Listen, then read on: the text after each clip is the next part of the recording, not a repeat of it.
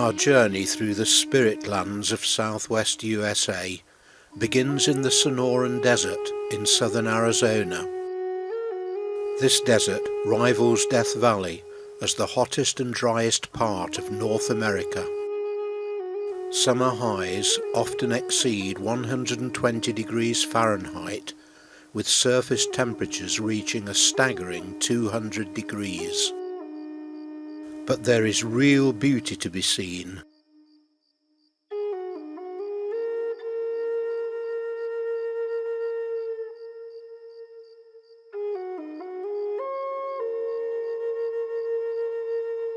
Even underground in the old mine workings, there is rare beauty in these crystalline deposits.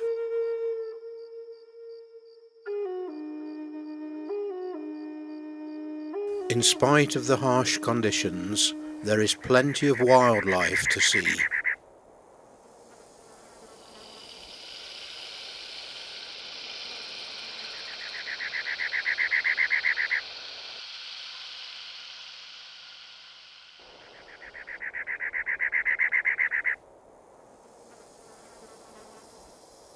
Not least the much maligned tarantula.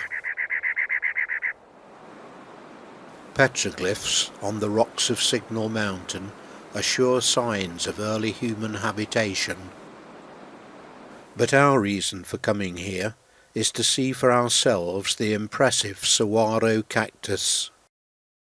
The mature saguaro is a mammoth, reaching 35 feet high and weighing several tons, but it takes more than 100 years to get there. The arms appear when the cactus is 12 to 20 feet tall and 75 to 100 years old. Then the saguaro develops its individuality. Some grow straight, others become bent and twisted. Some produce only 2 or 3 arms, others produce 10, 20, or sometimes even 50. More than 90,000 acres of this desert wilderness are protected in Saguaro National Park. Created as a national monument in 1933, it was upgraded to a national park in 1994. The Mission San Xavier del Bac lies just a few miles to the south of Tucson, on a Papago Indian settlement on the banks of the Santa Cruz River. Acclaimed as the finest example of mission architecture in the USA, this beautifully preserved Spanish mission was founded in 1692 by Padre Eusebio Francisco Kino. It's a graceful blending of styles, Moorish, Byzantine and Mexico Renaissance.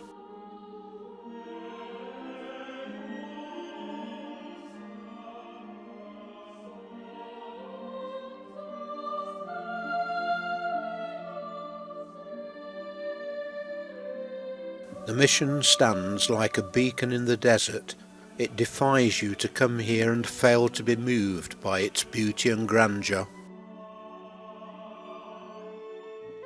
No less spectacular is Montezuma Castle. Located in the Verde Valley, 50 miles south of Flagstaff in northern Arizona, this impressive 20-room dwelling was built by Sonagua farmers in the early part of the 12th century. Sited in a cliff recess 100 feet above the valley bottom, it would have been very easy to defend.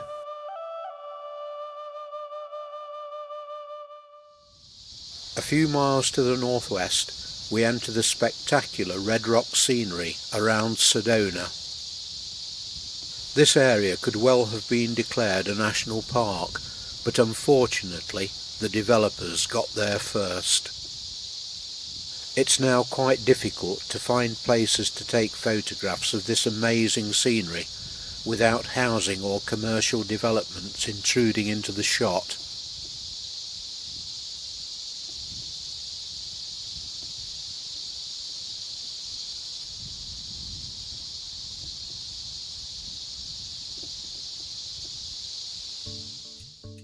Arizona, near Williams in northern Arizona, is a wildlife park with a difference.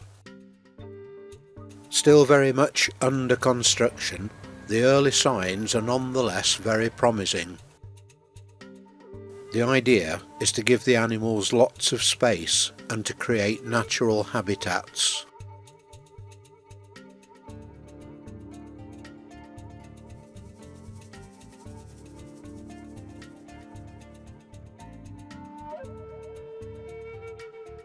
These young bears are not yet mature enough to be released into the main compound. Until they are, it can prove quite a challenge to keep them occupied.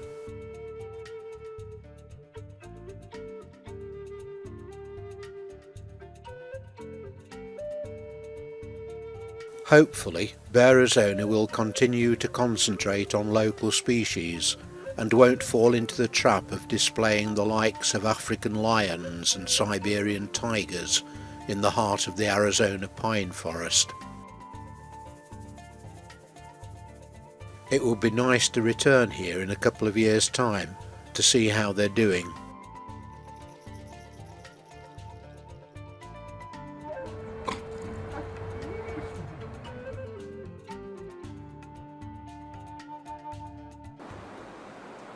Nothing can really prepare you for your first sight of the Grand Canyon. Even the best photographs can't adequately capture its grandeur. Carved out of the southern section of the Colorado Plateau over hundreds of thousands of years by the mighty Colorado River, the canyon measures more than 200 river miles long. At its centre, it is a mile deep. Its average width is 10 miles across.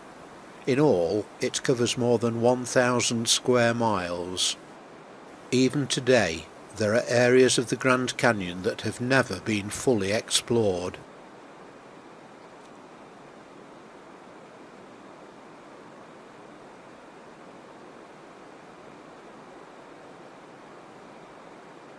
It creates its own weather patterns, and lightning storms can occur at any time, almost without warning.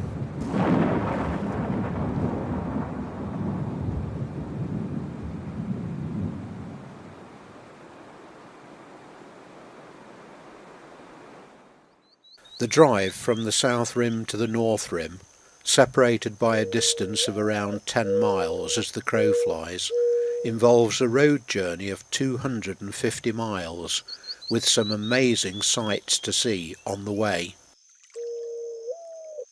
Gently carved from the Navajo sandstone over countless millennia, Antelope Canyon near Page in northern Arizona is breathtaking. A narrow slot canyon, just wide enough for a small group to walk the sandy floor and for occasional shafts of sunlight to shine down from above. The beautiful and graceful curves in the rock have been formed by the action of water, helped by the desert winds that slowly wear away the sandstone, grain by grain. Marble Canyon offers a striking view of the Colorado River and of the twin spans of Navajo Bridge. This is a popular spot for thrill seekers. Lee's Ferry, a little way upstream, is a main entry point for raft trips through the Grand Canyon.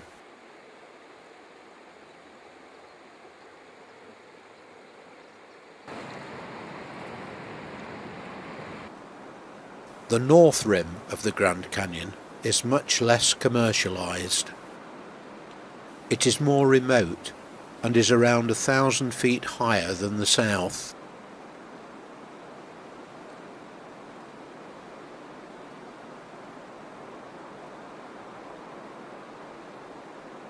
On the north rim, the walls of the canyon shelve more gently down to the canyon floor, exaggerating the feeling of remoteness.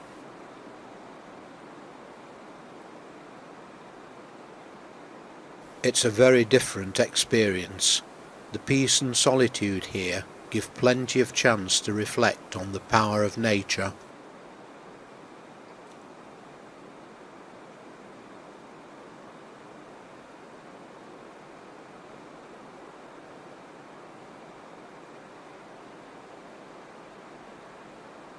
Coral Pink Sand Dunes State Park, covering almost 4,000 acres of southwestern Utah, was established in 1963 to manage recreational access to the dunes and to protect their natural resources.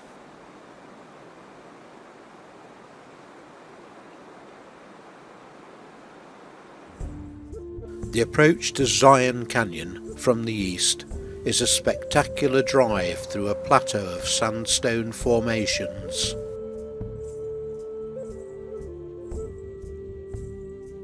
The aptly named Checkerboard Mesa is an amazing sight.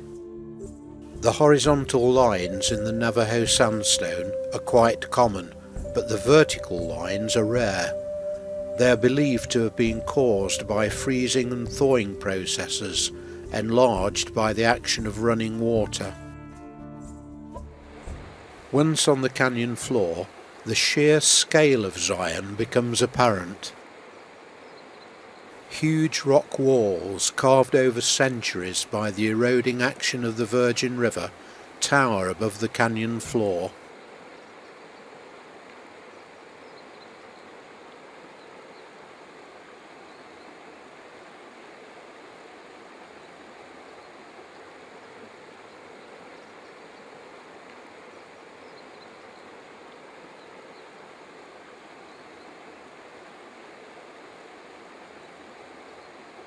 The abundant wildlife to be found in the canyon owes its existence to the life-giving water provided by the river and to surface water permeating through thousands of feet of sandstone.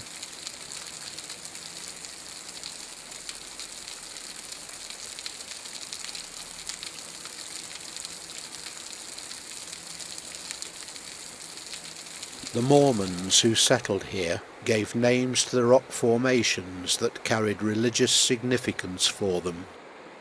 Angel's Landing, the Court of the Patriarchs, the Great White Throne, the Watchman.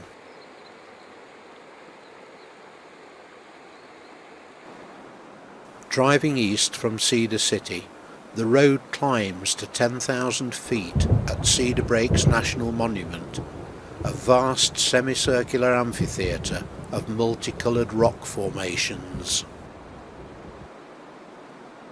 At this altitude the weather is unpredictable, and the park is closed from mid-October to late May by extensive snowfalls. The brilliant Claren limestone that forms the impressive rock walls of Red Canyon was deposited over 60 million years ago, not in salt water like the other water bodies in this area at the time, but in a freshwater lake. Freshwater plants growing in this ancient lake injected the soil with oxygen, which slowly reacted with iron deposits on the lake bed to create these vivid colours.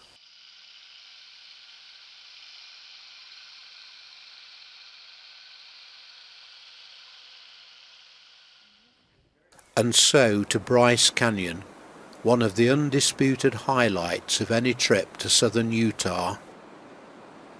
Not really a canyon at all, but rather a series of amphitheatres filled with amazing rock formations, vivid colours and changing light. Bryce is a photographer's paradise, an unforgettable experience. Ebenezer Bryce, one of the early Mormon settlers, and after whom the canyon was named, described it as one hell of a place to lose a cow.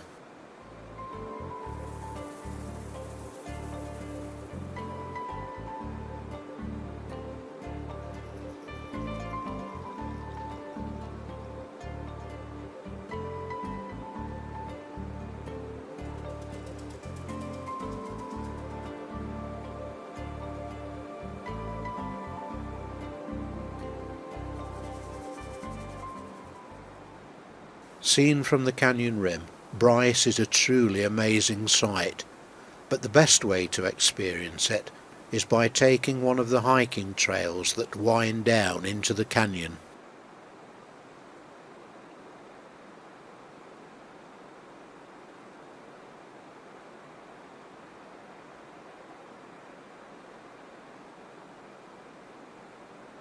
The rewards are tremendous.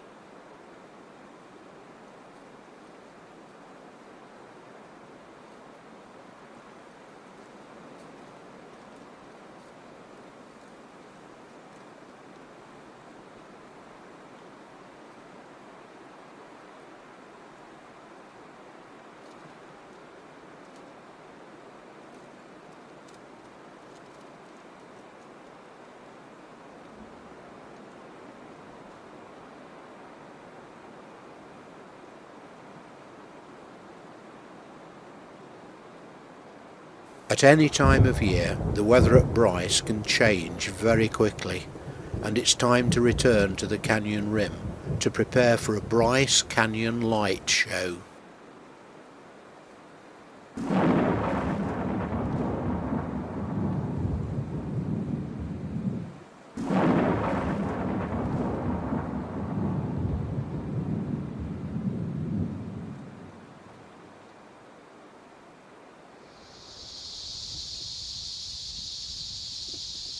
Utah State Road 12 is claimed to be one of the most scenic highways in the United States. We can neither confirm nor deny this. At this point in our trip, the weather took a turn for the worse, and apart from a few bright spells, the rain was torrential for most of the day.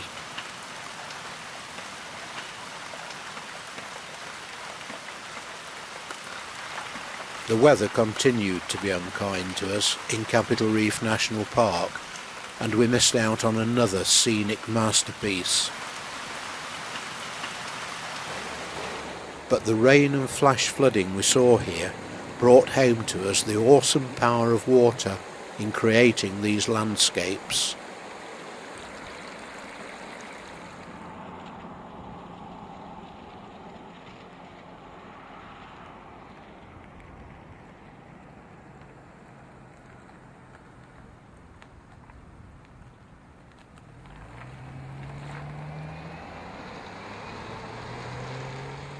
Amongst the pleasures of a trip like this, we really value the regular roadside encounters with a variety of wildlife.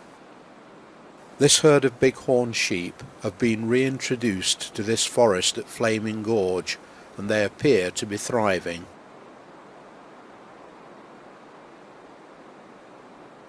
A long drive north takes us into the Rockies, where in the northwest corner of Wyoming we reach Grand Teton National Park.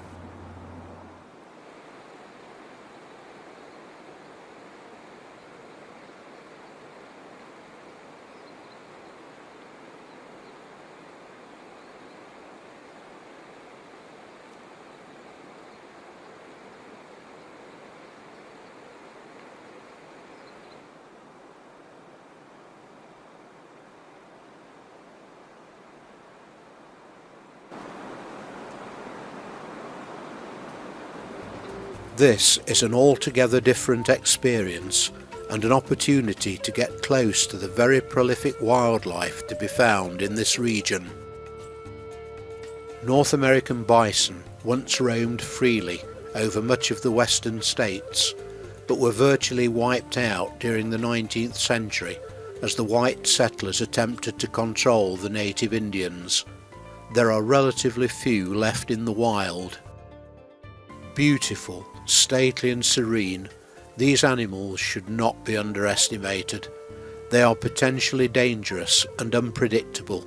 They can move at surprising speeds and can do serious damage. We got a tip-off about this mother bear and cub, an opportunity not to be missed. It's really unusual to be able to get this close to truly wild animals. At this time of year, mid-October, bears are looking for their last chances to feed before their winter hibernation.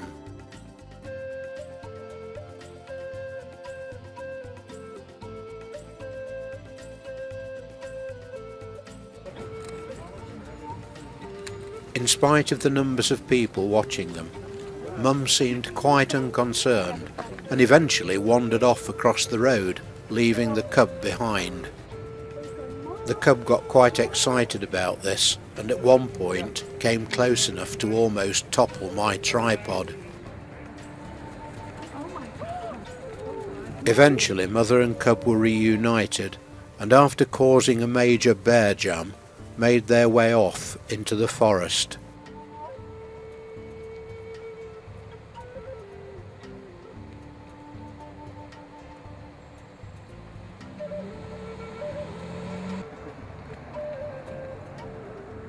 But for those of us who've seen Baloo scratching his back on a tree in the Jungle Book, just check this out.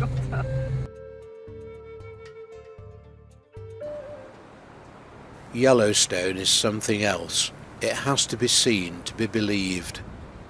A vast area of forest and mountains, lush valleys rich in wildlife, an awe-inspiring river canyon, and more thermal features than any other place on Earth.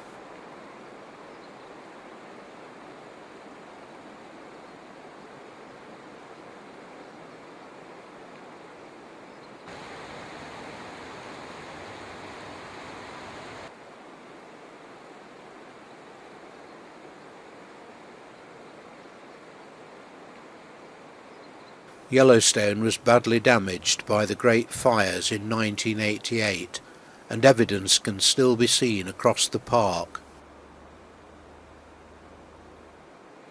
The Grand Canyon of the Yellowstone River offers up some amazing scenery.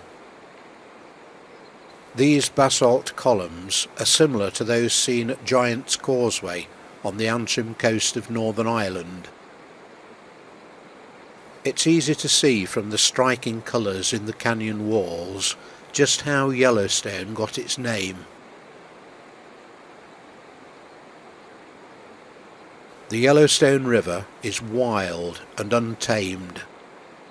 It has the greatest rate of fall through its canyon of any river in the United States. Two mighty waterfalls bear witness to this.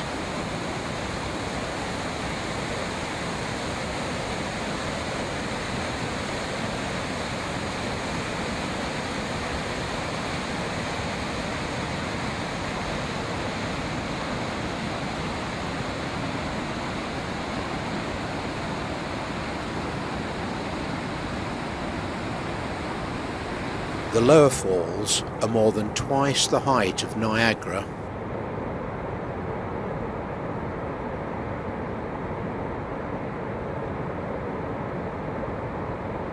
To stand at the viewpoint at the brink of these falls is a dizzying experience.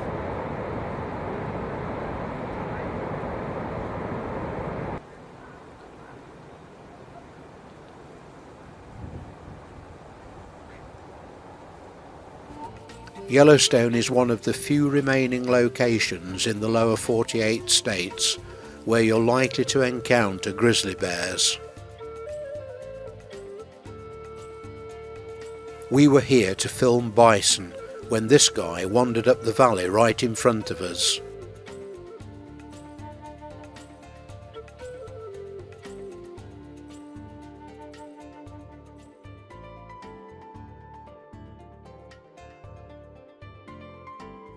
Together with Grand Teton, Yellowstone National Park is a sanctuary for North American bison.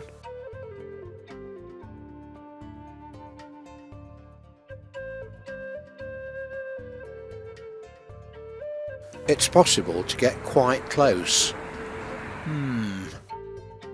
But better not get too close.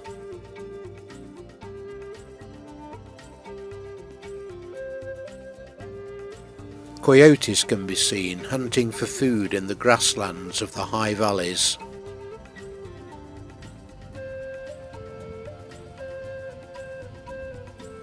But hopefully they won't make a meal of this delightful little chap.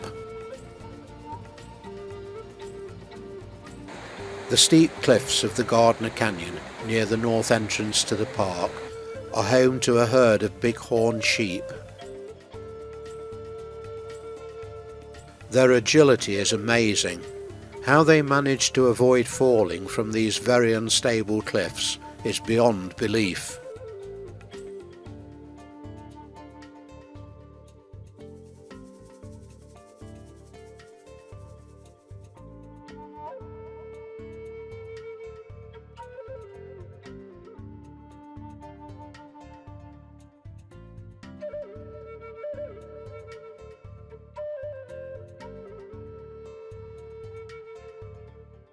And how's this for cute?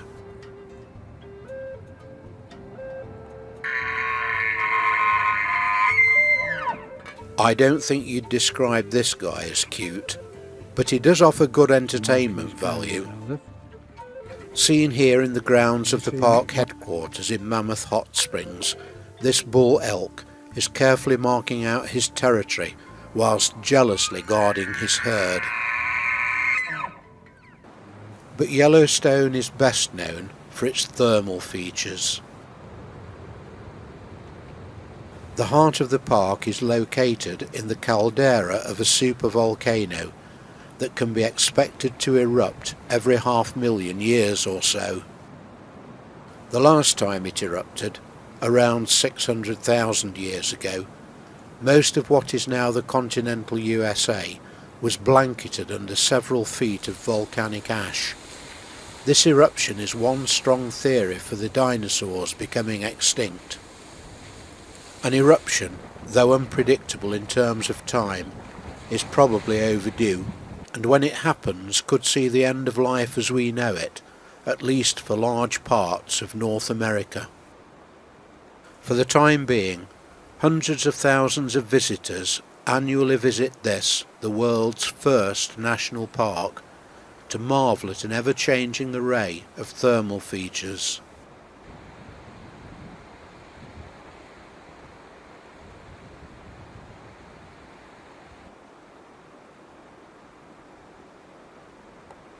Whilst Yellowstone is blanketed in snow for more than 6 months of the year, parts of the Firehole River remain clear due to the thousands of gallons of scalding water that pour into it every hour from the Excelsior geyser. The wildlife of Yellowstone are very grateful for this.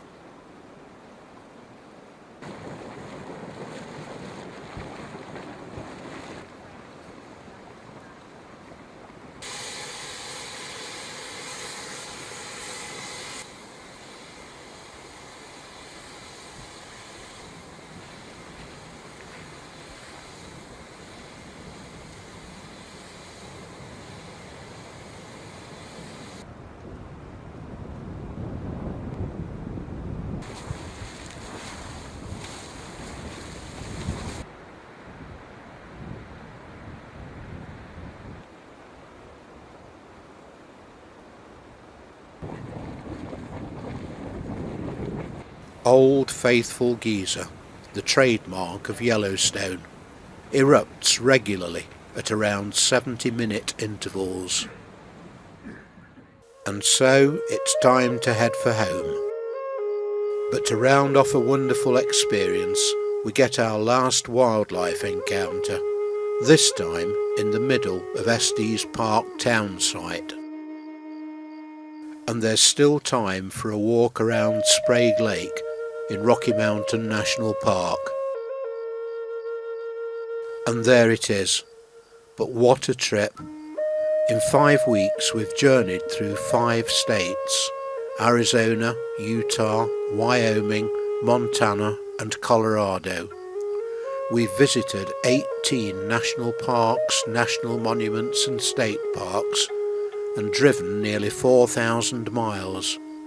We've counted 31 wildlife species seen in the wild, and we have some wonderful memories.